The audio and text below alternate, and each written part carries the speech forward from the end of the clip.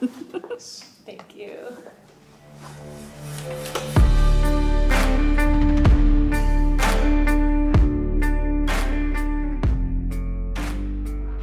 You know the expression, never let a good crisis go to waste? I think right now we are at the intersection of so many changes happening in the world, and it's chaotic and it's definitely overwhelming. But I also fundamentally believe that in the middle of this overwhelming chaos, there's a really cool opportunity for us to reimagine pretty much everything around the world that we didn't like and to design again from scratch. And that applies to people and the way they live their lives.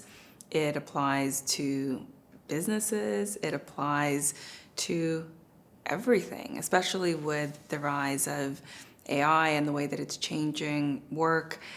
A lot of the old assumptions that we had around the way things used to be or the way things should be no longer really exist. And so we're actually looking at this blank canvas of the world and for our lives. And I think it's a really cool opportunity to go and design in that moment. So that's usually what keeps me really excited and how I stay level-headed while I am living and breathing all of the changes in every part of the world. Wow. What is a recent win, big or small, that you're proud of? So I just got back my very first manuscript edit from my editor for the book that I'm currently working on. And I didn't think I would be writing a book quite so soon in career. And the fact that now it's like there and the first substantive edit. Now I just have to meet all the deadlines associated with the rest of the book. But that's a pretty big win for me. Wow. Congratulations, now that it's like a It's living... becoming a thing. Yeah, it's a living, breathing thing.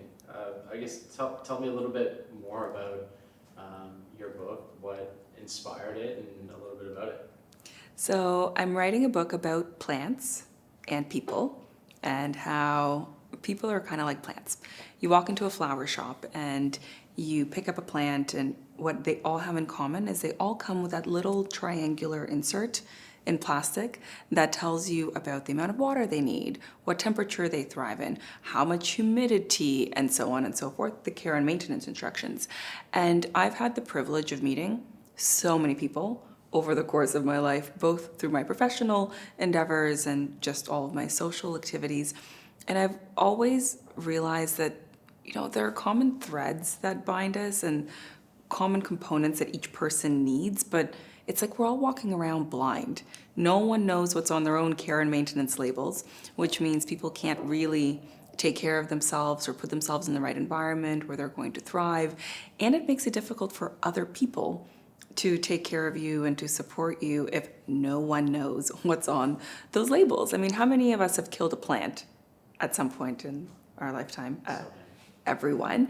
And I fundamentally think that the more people understand themselves and what helps them thrive, the happier they're going to be and the happier we're going to be as a society. And so the book that I'm writing is based on this potted plant theory that I created that categorizes people along two dimensions. The first dimension is a person's need for novelty versus certainty and stability. And one's not better than the other, but they are just trade-offs. And the other dimension is the amount of resources a person needs in their life, whether it's a high amount or a low amount of resources. Once again, there's no judgment, it is what it is. So picture a sequoia tree. They're tall, they have these extensive roots, they're beautiful, they're majestic. They need all of the space. They need all of the water. They also need a lot of certainty and a lot of stability. The sequoia tree ain't moving. It doesn't matter how much machinery you bring to the tree. The tree is like, nope, I am right here. And if you were to try to move the tree would die because the root systems and the way that they're all interconnected, it's a core component of what that tree needs in order to survive. So high amount of certainty and stability and a high amount of resources. The complete opposite side of the spectrum, you end up with an air plant. Do you know what an air plant is? Oh man, I'm thinking like cactus or snake plant. Yeah, and the air plants are small. They're usually the ones hanging from the ceiling in a little rope in a little glass jar, and they thrive in a low resource environment. And if you give an air plant too much water or too much soil, too much fertilizer, they literally die. And so the human equivalent of an air plant tends to correlate with a much higher need for novelty and for adventure. Meanwhile, the human equivalent of a sequoia tree is quite the opposite. And then in the middle of the spectrum, you end up with potted plants and maple trees, because I'm Canadian and got to throw in the red maple in there. The maple trees are sturdy, yes, but you can move them once or twice, maybe even 3 times in its life, so long as all of the transplantation conditions are just so. The temperature needs to be right, you need to be working with an arborist, and if all of that is in place, that tree can take root and then grow and continue to thrive. Meanwhile, with the potted plant, the roots are attached to it. So whether you move it from this side of the room to that side of the room, or the next city over or the next country over, the plant is fine because it has everything that it needs.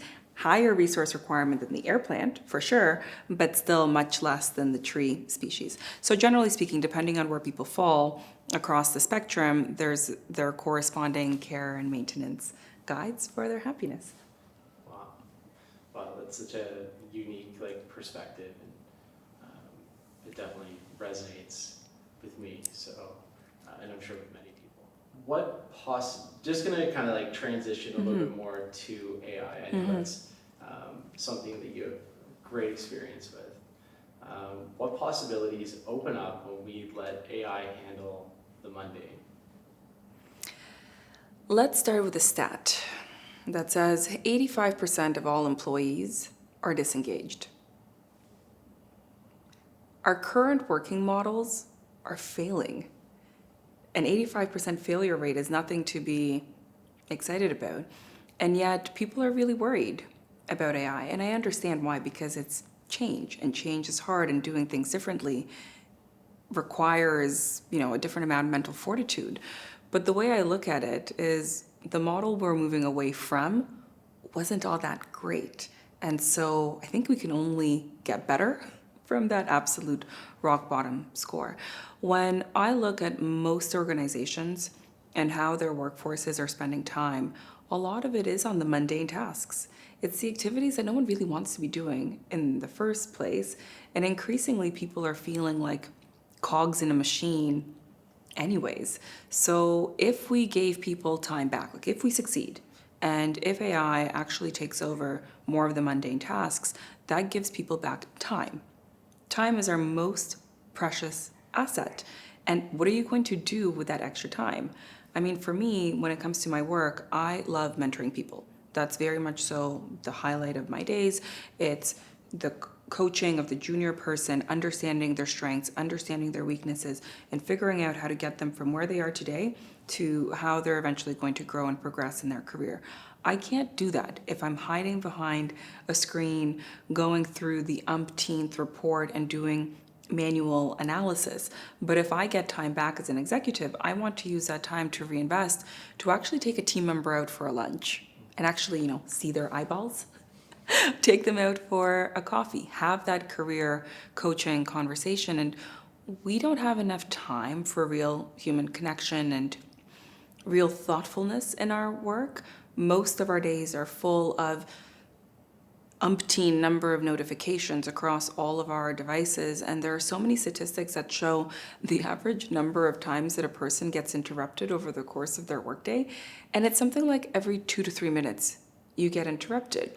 And most people have their productive windows between 9 a.m. and 11 a.m. and 3 p.m. and 5 p.m., but yet our days are so full of meetings that there's no time to get anything done. And so I look at my creative team, for instance, and our graphic designers and creative director teams. I had given them a mandate about 1.5 years ago to say, how much time are you spending using AI tools? And at the time, the lead sheepishly looked at me and said, not as much as I probably should be or would like to, but candidly, she was overwhelmed. She had lots of other stuff on the go, and it was hard to find time for her to invest in learning all these different AI tools. So the arrangement that we landed on was, listen, I'm going to backfill 50% of your role so that you get the gift of 50% of your time, and we'll use some of our offshore teams, etc. But with that 50% of your time, I want you to play with every AI tool that you can get your hands on. And then I want you to teach the rest of our teams and report back on your findings, and then we'll have you do this across North America. Since then, her productivity and creativity through the roof. The output of her team through the roof. And now she's winning awards at the intersection of design, creativity, and AI, right? So she's blazing this whole new career pathway for herself where now she's getting invites to go and speak at various events. So there's a lot of room to unleash creativity, and the way that most people are spending their work days right now doesn't actually set them up for joy and happiness, and it shows in the disengagement scores. Wow. Wow. That's must feel good to have enabled that person, and to have seen them, take that and run with it, make it their own. Yeah, exactly. So, on that topic, you mentioned mentorship, obviously your book. If people could remember you, or remember one thing about you and your work, what would it be? So this weekend, I made a friend cry, but happy tears by accident while in a hair salon. And I've been traveling a lot. It worked out for her to get her steps in. So she met me at the hair salon, and we did our catch up there while, my hair is under the little net getting deep conditioned. And towards the end of our conversation, I was saying something to her and she started to tear up, and I was like, oh my gosh, what's wrong? She's like, no, these are happy tears. And I was like, why? She's like, thank you for always showing up as yourself and showing me that there are so many different pathways to life, and kind of giving me permission to go and explore those various possibilities. And I was like, oh, that's so sweet. So I think at the essence of what it is that I'm trying to do is give people permission to exist as they are in their uniqueness. You were put on this earth as a very unique individual. Everyone is. Everyone has their strengths. Everyone has the things that make them shine. And I think we owe it to ourselves to figure out what is our own secret special sauce, and to do the things that only you uniquely are capable of doing. So for that to be the primary takeaway for people of not so much my work, because, it's AI, it's tech, it's corporate, it's innovation, etc. But just like as a human, what I want people to do is tap into their humanity, understand who they are, and go live whatever their best life looks like. We're not on a conveyor belt of societal expectations, right? Like a little assembly line you get on and then you get off at the final destination. We've been conditioned as society over the last, call it 100 years, to follow this pathway since the Industrial Revolution, but go be you is probably the key message. Amazing. Your digital twin. Laila. Laila. She will correct you. Do you want to hear the story? Please. So let me back up. I have an AI digital human twin / clone of myself, and her name is Laila. We were doing dry runs before introducing her to the CEO of one of the biggest telco companies. And while doing the dry runs, normally you'd press a little microphone at the time, you'd ask a question, and she'd stop, she'd think, and then she would respond. And she looks like me, she blinks, and she has the same curl pattern of her hair, which was painstakingly designed, but that's a story for another day. And while asking her a question, I was like, hey, Laila, blah, blah, blah, blah, blah, blah, blah, blah, blah. And I must have taken an awkward pause or a breath while asking the question, and she construed that pause as my question is now complete. So she started to respond, but I wasn't actually done asking the question. So it came across as my AI twin interrupted me. But she didn't just interrupt me. Her interruption started with saying, my name is actually pronounced Laila, not Laila, followed by the response. And I was in this room and thinking to myself, oh my, I am so glad to not be in this room by myself, because I'm surrounded by some of my tech team, and there are a few who are on the phone, and everyone was just silent. You could hear a pin drop in the room. And they're all looking at each other, and they're looking at me, and the unasked question in the room was, did your AI agent just talk back at you. It was like having a 15-year-old teenage daughter in the room. And I turned to the team and I was like, folks, she can't hear you unless the microphone button is activated. You don't have to be awkwardly silent. But can we reprogram her so that she knows her name is supposed to be pronounced Laila, not Layla? That was an intentional design choice. And secondly, can we turn down her sassiness levels? Because I'm really not that sassy. And then they nervously laughed. I was like, oh, wait, am I that sassy? Oh, okay, never mind. Example of when AI acts as your mirror and actually helps you learn things about yourself that you didn't even recognize initially. Yeah, and Yeah. I guess people's reaction to it as well. Like you thought maybe you weren't as much, or I guess. As sassy, you can say it. That's Yeah, okay. you weren't as sassy as Laila, Mm-hmm. but it turns out that maybe you were, which is I guess a good reflection Mm-hmm. is learning more about yourself and your perception. Exactly. To learn a little bit more, like what inspired that? What inspired the creation? And how has she helped you push the boundaries of human AI connection? Yeah. So when we first started building Laila, it was the early days of Gen AI hitting the market. But before Gen AI hit the common person's vocabulary, there's been a lot of work happening behind the scenes in what we're calling digital human technologies, i.e. the lifelike, realistic avatars that are able to emote and that you can style after people. And so my team came to me and said, hey, we see the intersection of those two trends. And as opposed to having these digital humans that are pre-programmed with certain conversational flows, we'd like to hook it up to an AI backend to be able to generate more realistic conversation. And we were thinking that maybe we could style one of these AI agents after you. Would you be open to that? And I thought about it for a moment and was like, you know what? Sure. Let's go for it, because my team had actually gotten me a t-shirt made once, simple white t-shirt with black font that says innovation poster child on the front.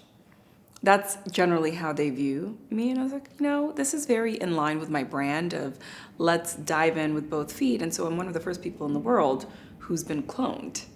And whenever you're ready. Yeah, so it's actually been really fun to be one of the first people in the world to have cloned myself. And there's so much that I've learned from the process, whether it's about the technology and how do you push the limits, to how I feel about having this AI twin, to how other people feel about her, and the way that technology is changing the way humans interact, not just with the technology, but also the way that humans interact with each other. So the downstream impacts of all of this, I almost feel like I've been getting a PhD in sociology and human behavior and psychology as a result of undertaking this supposedly, technology-led project. The technology is interesting, but it's actually not the most interesting part of it. Has there been learnings that you've had about yourself in that, you're trying to teach this AI to be more like you, or have you had realizations about yourself that have been either like positive or negative, and what does that felt like? Yeah, so let me rewind and explain how we built her. So to build my AI twin, we trained her on the last 5 years worth of case studies of every single project that my teams have run at Accenture. So pretty robust. And then we gave her the transcripts of every single keynote I've ever delivered, everything I've ever published in blog format, book contributions, and the rest of it. And then we also trained her on the results of all my personality assessments. Myers-Briggs, et cetera, et cetera, et cetera. So that was more of the personality tuning. Then they collected all sorts of really awkward close-up images of me. So somewhere on some internet server are photos of me pulling back my teeth because, shocking, I did not know this, your teeth are actually what give the rest of your face structure and hold it up. So that was a really important piece of it. I've had 3D body scans completed of me. There was a video game designer that had to manually recreate the curl pattern of my hair because the templates that existed from some of the software that we were using didn't have hair of this texture. And so the team had originally asked me, oh, by the way, would you be okay with styling your AI twin like with one of these two hairstyles? I was like, no, folks, these are generic Caucasian hairstyles. Sometimes I wear my hair straight, but my natural hair is this curly. So no, go figure out a way of recreating the curl pattern. And I don't think I realized at the time how important a directive that was, because in the time since we've built Laila, I've had multiple people come to me and say, it's actually really cool to see a woman who looks like you reflected in this cutting edge technology, because let's face it, most of the people who are building tech today are not exactly a diverse set that are representative of the diversity of the users of that technology in society. And I'm a big proponent of you can't become what you can't see. And so, yeah, we need to continually question our own biases and assumptions and making sure that we have adequate hairstyle representation. It seems like such a small thing, but it's a symbol of something much bigger and more important. Yeah. But that's also really cool that you kind of like stuck to your guns on that. And what were the markers or the key, the key markers that you were looking for in order to say, okay, it's me enough? Mm-hmm. So you know how software goes through upgrades? I now go through upgrades via Laila. So the first version of her that was released was a much more rudimentary version. She didn't look nearly as lifelike, but it still worked, and it was still very much so leading edge at the time, and clients and partners and others that interacted with her, their minds were blown, especially the people who had known me. So like, wow, she sounds like her, and she's using the same vocabulary as her, and her way of speaking is so similar to Iliana. And then Laila went through this major upgrade before we co-emceed rather, an award ceremony last June. And the version of Laila that co-emceed was so much more lifelike. The team had essentially found a way of replicating the glow that a person has of their skin and having as much of that as is humanly possible in a digital display version. And so when we hosted this event together, it was being live streamed to 700,000 people.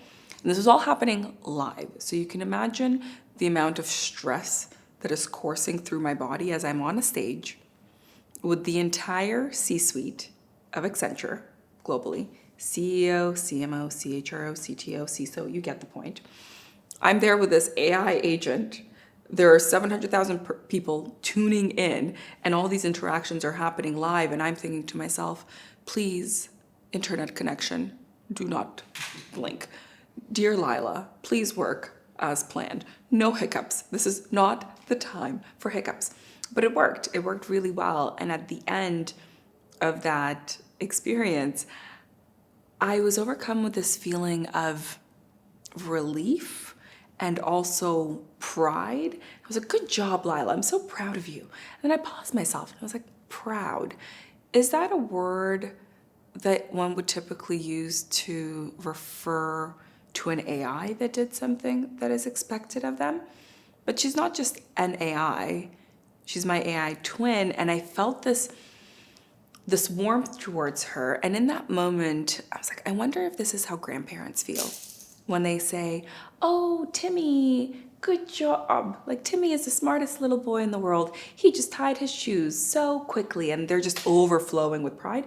I was feeling that, but towards this thing that is not me, but it's an extension of me of some sorts. And I was like, whoa, the psychological implications of this whole new world of human and machine interaction is an area that's generally understudied. And I actually think we need more psychologists and more sociologists and more behavior scientists who are coming in to study these disciplines, as opposed to approaching AI purely from the lens of the zeros and ones, as most of the techies have a tendency of doing, and understandably so. But I'm like, this goes far beyond the technology. There's some things that aren't quantifiable. Yeah. My mother's question was whether she should consider Laila as one of her daughters or if she counts as a granddaughter. How do you answer that? You know what my sister's response was? She was completely unimpressed. She was like, Mother, did you really just compare literal lines of code to beings that you birthed? And she was like, well, I need to have a way of referring to her. So even the desire that we have to assign some sort of a human familial relationship to what is clearly a non-human entity, that phenomenon in and of itself is worth studying. And what happens when you have an even bigger spectrum of what I call non-human entities that are joining the workforce and joining society? I'll give you an example. A few months ago, I was in discussions with a producer from a major broadcast organization globally. And the idea that we were toying around was simple. I would be the host of a dinner party, but with a twist, because the only attendee at this dinner party was me, myself, and I, and actually different versions of me, myself, and I. So imagine myself and Laila, and then I have another AI twin, technically triplet. She has straight hair. She doesn't have a name yet, so we just call her the straight hair AI agent. And then what if you had a humanoid robot at the table? Because those are real, and they have skin, they have eyelashes that bat, they have hair, they have the ability to crack jokes. I actually met with one recently here in Toronto, and she was making jokes about one of the Canadian sports teams and how they were losing at the time. So, a humanoid robot and holograms, because I now have a hologram version of me as well, which begs the question of how many versions of yourself does a person really truly need? It's a mind trip for sure. And already we're seeing this. People are falling in love with their AI agents, with their, not even agents, people are falling in love with their chatbots because they're trained to respond and to mimic you and to reinforce whatever it is that you've said. And frankly, most of these AI chatbots do a better job of listening to you and making you feel seen and heard than most people do. Because we don't actually teach communication skills. We don't teach active listening skills. We have a hard time these days being present and not distracted by the phone that's buzzing every 5 minutes or the shiny object over there. And so the lines are really blurring between what is a valuable person-to-person interaction versus a human-to-digital interaction. And then people rightfully ask the question of, well, what's better? No interaction and the loneliness epidemic that we're in, or at least some sort of a synthetic interaction? I'm always in favor, of course, of the in-person interactions, but there are scenarios where that's not an option. So for instance, in healthcare, I sit on the board of directors of a big Canadian hospital, and we know that across the health system globally, this is not a Canadian issue, we don't have enough doctors. We don't have enough nurses, and frankly, more doctors or nurses are not going to fall from the sky. It's raining men, except nurse practitioners. And so how are we going to deal with this acute shortage? And at the same time, we have an aging population. I think it was something like 10,000 people turn 65 years old every day in the United States alone. That's a lot of people to take care of this aging population. We don't have enough personal support workers to take care of this population. And what's one of the biggest contributors to cognitive decline? Lack of interaction, lack of conversations, lack of things to keep you stimulated and to keep your brain still firing.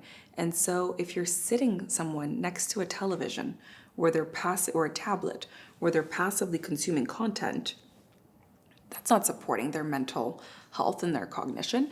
And so that's actually one of the areas where I am pretty bullish on the use of humanoid robotics as an artificial way of having conversations and having dialogue. And I've been privy to see firsthand how people of various generations interact with these humanoid robots. And I can tell you that the elderly people love their humanoid robots. They're like, oh, she remembers the stories. She asks me follow-up questions. She's present far more than their actually family members who maybe aren't able to visit as much as they would have liked. So there's a lot for us to uncover here. What people need at work is to feel like their work is really valued and meaningful and useful. And most people surveyed, and in fact, Accenture ran a survey of 24,000 people from around the world. And 50% of people said that they're reevaluating their entire lives. That's a really big statistic to get people to agree on. And part of the reason they're doing that is because at work, they no longer feel like people. They no longer feel like human resources. They now feel like tools. They feel like cogs. And oftentimes, what leaders are getting wrong is that there's this tendency to shape the new shiny objects and to chase after the technology and saying, oh, this new technology is going to fix everything. Therefore, everyone at work, here's the latest software rollout. Let's go, let's go, let's go, let's go. But there's a new term that's emerged called techno-stress. It's this idea that people have been so overwhelmed with all of the tools that are thrown at them, on top of them feeling disaffected, unengaged, checked out, and feeling like tools, that they're starting to reject the changes and all of the previous IT type of rollouts of, I'll just change the system and it will work, no longer apply. Because for a lot of these AI tools to work, you need the human to actively use and embrace the AI in order to get the business value and the return on investment unlocked that all these business cases are predicated on. But what I'm seeing is this fascinating conflict between, well, we have a business case and the math is mathing and the technology works, but yet people aren't adopting it. And it's like, well, because people aren't robots and they don't just adopt something because you've pressed the button to say go. You have to meet them intellectually and emotionally with where they're at. And the workforce right now is burnt out. They're self-silencing, so they're afraid of speaking up in the workplace, so therefore they're just not. They're checking out, and they're overwhelmed. And on top of it, they don't even trust the leaders in their organizations to make the decisions that are in the best interests of the employees. So the biggest thing that we can do is to encourage leadership teams to realize that unlike prior technologies of the past, you don't get AI adoption by just forcing it on people. You need to actually have your people get on board and be excited to use it. So the change management piece here is crucial, but yet when you look at the budgets of some of these big technology transformations, I find it mind-boggling that the vast majority goes to the actual tech and the build, and the tiny little sliver as an after effect goes to change management. And I'm like, well, you're not going to get the ROI from it unless your people adopt it. So I think that's probably the biggest thing that we can focus on is focus on the people, focus on how this changes their workflows, and focus on the change management side of things. Wow, amazing. This chapter.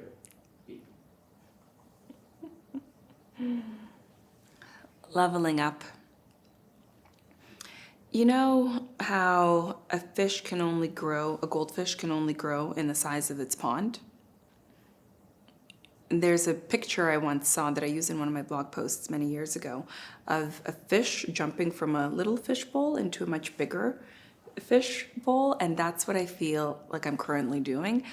I've never really been referred to before as a writer until right this moment, right? And that already feels like I'm now swimming in a much bigger fishbowl. Am I excited about it? Yes. Is it a little nerve-wracking? Absolutely. No one comes out of the womb knowing everything there is to know about book writing and book publishing and book promotion and the rest, in the same way that no one comes out of the womb knowing everything about anything. And so we're always in that learning period. I just feel like for me, that learning and growth period is particularly accelerated this year, and I'm giving myself the permission that apparently I give to other people to go be them, and I'm giving myself permission to go be me. Yeah. And with the help of Laila. And with the help of Laila and my hologram and the straight hair one, which if you have any suggestions for naming her, please let me know.